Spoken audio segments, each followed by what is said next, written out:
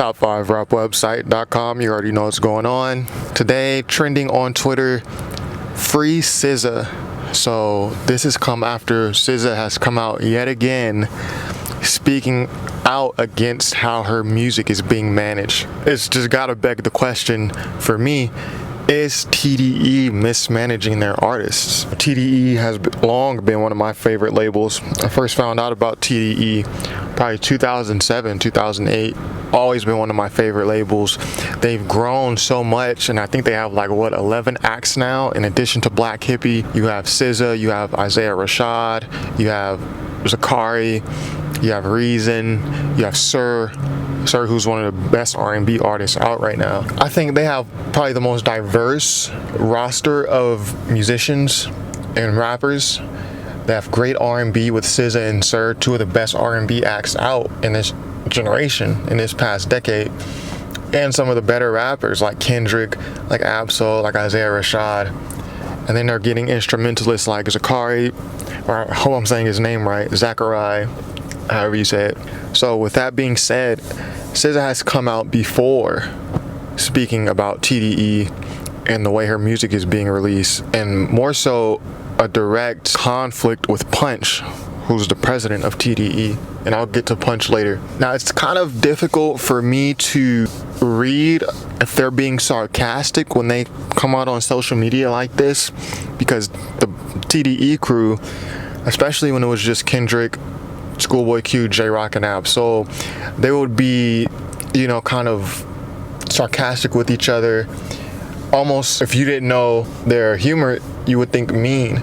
It would look mean to the naked eye. So some things it's kind of hard for me to tell if it's real beef or if it's just them being sarcastic. But before Control came out, obviously SZA had the Z album / mixtape, and it took about 2 years from that Z to Control to come out. And SZA was pretty upset. She actually said she quit music. She was like, I actually quit, and she was not happy about that release. Yeah, so with Control, SZA wasn't happy about that. She even said that the label took her hard drive from her. She really, I guess, didn't approve of the final pressing of the album, how it sounded. And I quote, this is what SZA says: "They just took my hard drive from me. Give me another month, it would have been something completely different." According to 34thstreet.com, SZA was frustrated with their label to the point of tweeting, "I actually quit," going on to say Terrence Punch Henderson, the co-president of TDE, can release my album if he ever feels like it. So yesterday it was again another spiff between SZA and Punch, and SZA tweeted, someone asked SZA, would you say this is a adverse or hostile relationship, or just out of your hands? And SZA says this has been hostile. Like, this has been a hostile situation. So when a woman says that, like, I don't take it as this is sarcasm or she's just telling a joke or something. She's right. She's been on social media before speaking out against how TDE is handling her music. You don't really see anyone else in TDE tweet. Kendrick stopped tweeting like in 2011. Ab-Soul's not on there, J-Rock's not on there, Schoolboy Q comes every so often, but he's just telling jokes. So SZA is really the only person. Isaiah Rashad doesn't really tweet about it, or he's not really on social media at all.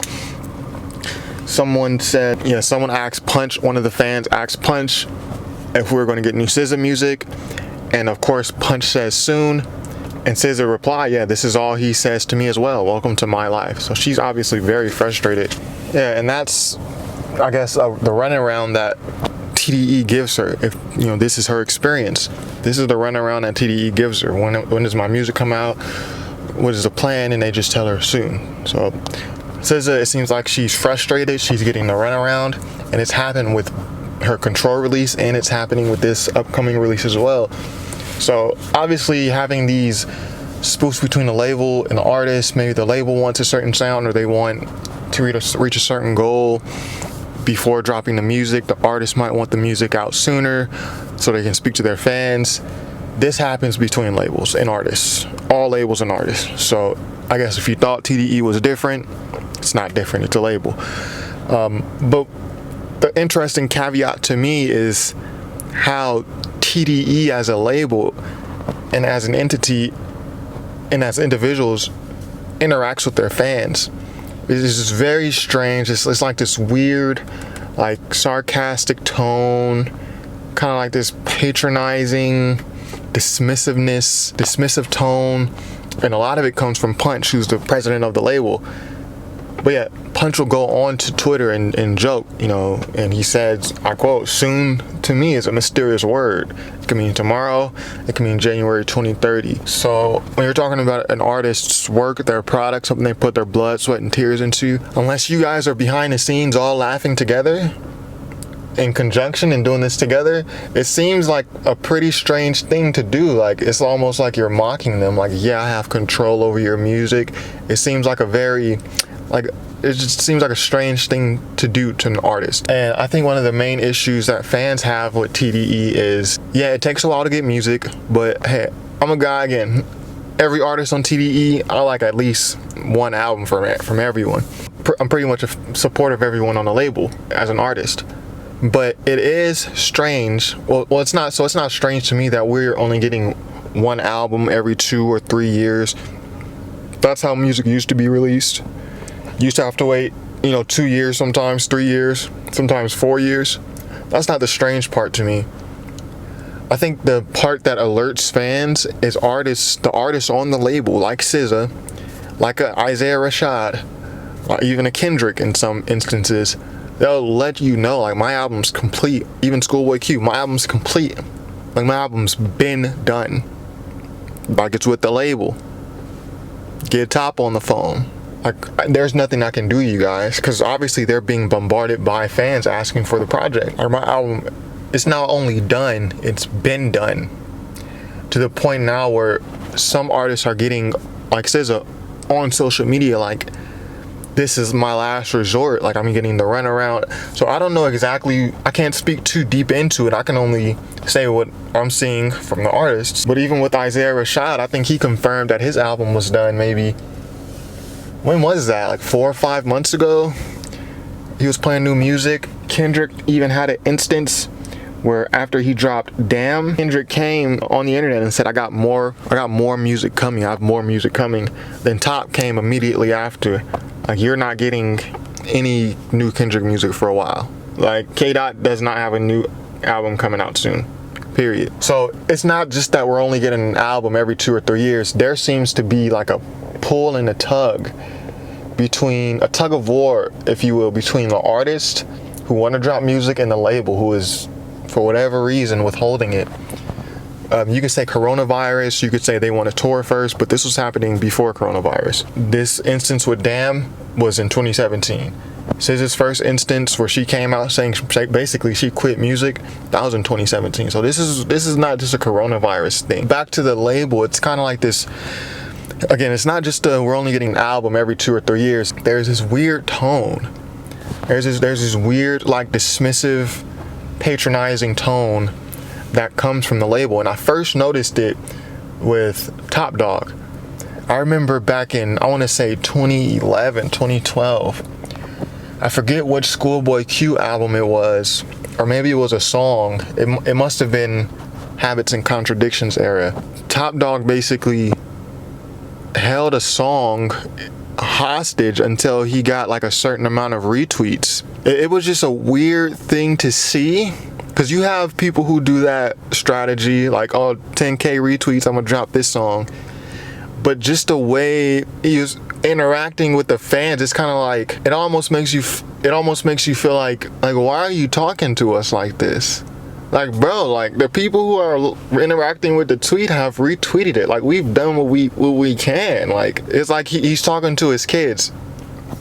There's another instance with Top Dog, and I'm just reading a tweet. He says, this is when J-Rock had the Redemption album. So this was, 2018, 2017? I asked y'all to send me videos of y'all listening to your favorite song off Redemption, and only one person did it. My plan was to give the first 10, and this is the strange part, my plan was to give the first 10 people to send a video $50. Since only one person did it, I'm going to give her the whole 500. It's like, again, it's like the parent and kid dynamic, right? It's like, bro, y'all are one of the most popular labels in rap. one of the most popular in rap history. If only one person sent a video, that's a marketing issue.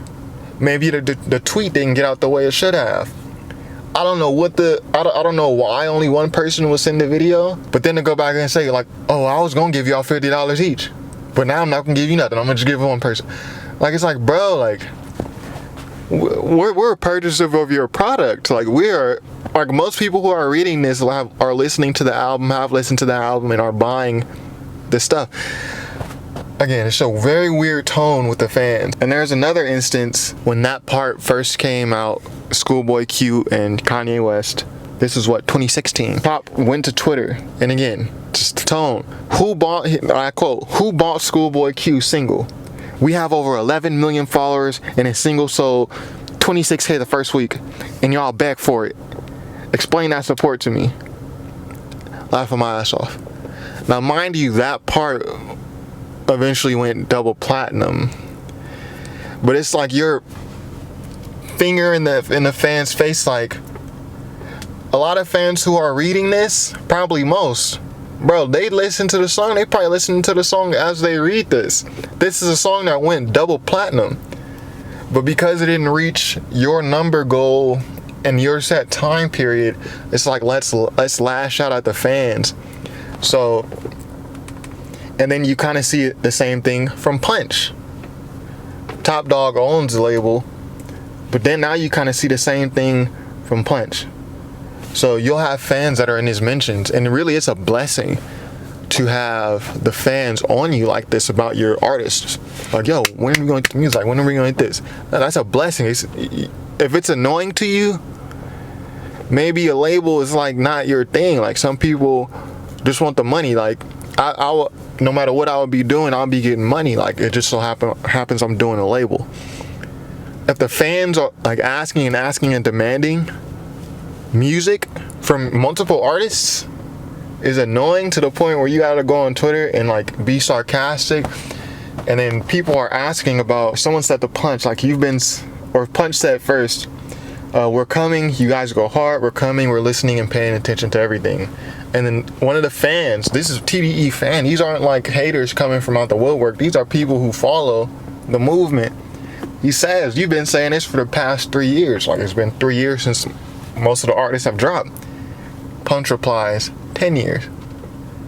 You know, just sarcastic. You know, nothing bad, but again, it's a tone with the fans. It's a blessing to have fans on you like this.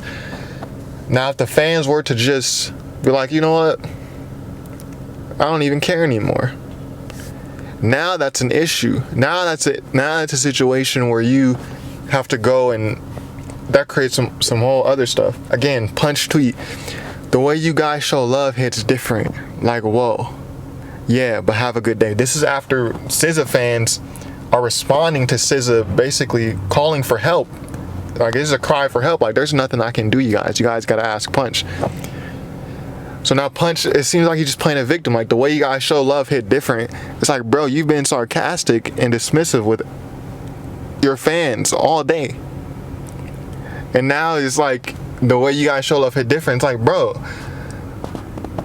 you know why the fans are doing this. So it's just a interesting tone from the founder, CEO of TDE, as well as his president. Overall, it's just a strange relationship to have and build with fans. It's almost like you don't care if we care, or it's almost like you're taking the fan demand for granted. Like, that's not always going to be there. It's not always going to be like this rabid. It almost feels like being taken for granted also. I know they had the TDE Fan Appreciation Week, but it's a strange relationship, you know, to build with fans. You know, that kind of parent-child, condescending, sarcastic, like, y'all will get it when we're ready, and oh, the artists, y'all get it when we're ready also. With low transparency, it's just strange. As a supporter of the label, a long time, over 10 years, it's just strange to have with fans who are just asking for music, at this point begging. I think transparency somewhat will be good, even if it's just with the artist, because obviously the artists, they're frustrated. At least SZA is frustrated. The only one who's speaking out is frustrated herself. Maybe the other artists don't feel this way. Maybe they don't care. Maybe they like, you know, the way it's going. It's just strange to see the interactions between Punch and Top. Top really hasn't been as active as he used to be, as I used to see him. But even back then, 2011, 2012, like I was in high school, it's like reading some of the tweets is like, wow, like, are you mad at like, are you mad at us? Like, are you mad at the fans? Like, bro, for me, it's not necessarily, again, only getting an album every 2 or 3 years. It's the stuff in addition. It's the interactions with the fans, and then some of your artists, SZA, coming out and saying, yeah, my relationship is hostile as well. It's just weird being treated like that. But anyways, and being scolded. You know what I'm saying? Like we're kids. But anyways, shout out to TDE, one of my favorite labels. And yeah, top 5, rapwebsite.com. Be sure to subscribe if you haven't already. Peace.